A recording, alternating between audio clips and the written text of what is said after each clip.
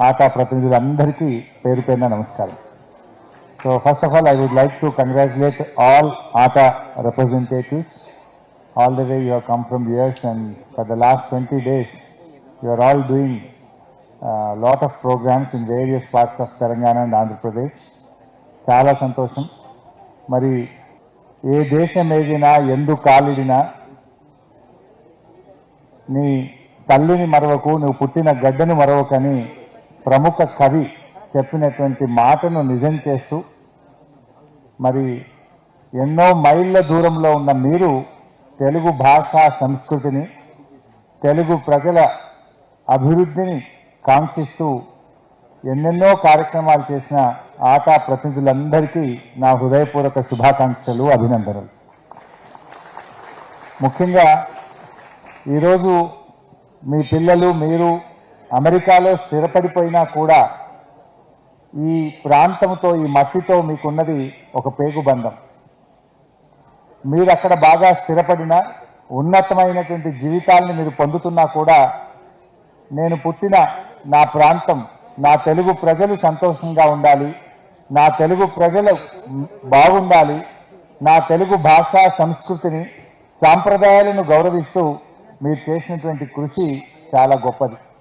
ఈ సందర్భంగా మీ అందరినీ మనస్ఫూర్తిగా అభినందిస్తూ కొత్తగా ఏర్పడ్డ ఈ తెలంగాణ రాష్ట్రంలో కూడా పెద్ద ఎత్తున పెట్టుబడులు పెడుతూ మరి తెలంగాణ రాష్ట్ర అభివృద్ధికి కూడా మీరందరూ భాగస్వామ్యం చేస్తున్నందుకు కూడా మీ అందరికీ శుభాకాంక్షలు, ధన్యవాదాలు.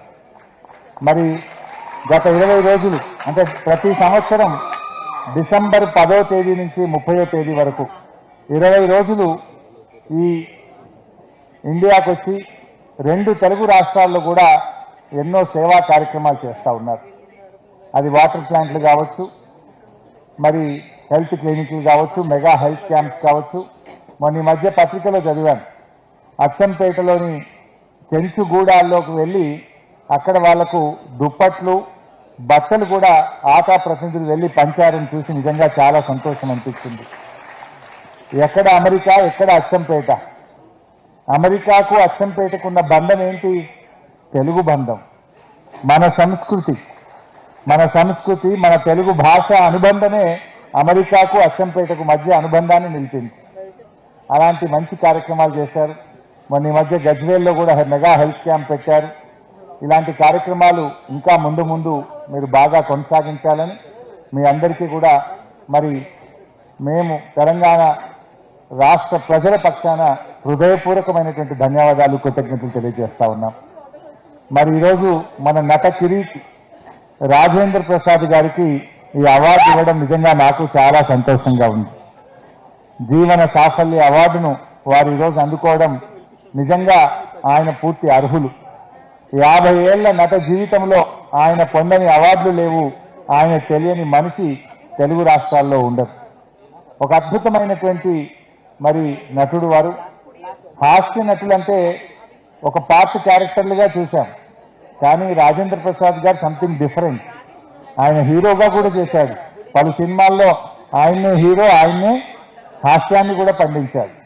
అలా అద్భుతమైనటువంటి తనకంటూ ఒక ప్రత్యేకతను సాధించుకున్నారు.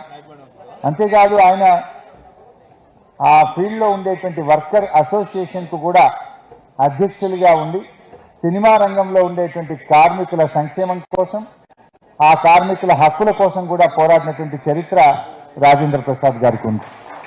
ఆయనకు నా హృదయపూర్వకమైనటువంటి శుభాకాంక్షల్ని, అభినందనని కూడా ఈ సందర్భంగా తెలియజేస్తూ, మరి సమయం తక్కువగా ఉంది కనుక వాస్తవానికి నేను ఉప్పల్లో అక్కడ ఈరోజు ఐ ఫోకస్ సంబంధించిన ప్రోగ్రాం నేను కిషన్ రెడ్డి గారు ఇద్దరం అక్కడ పాల్గొన్నాం. కిషన్ అన్ననేమో ముందు మాట్లాడి బయలుదేరినాడు.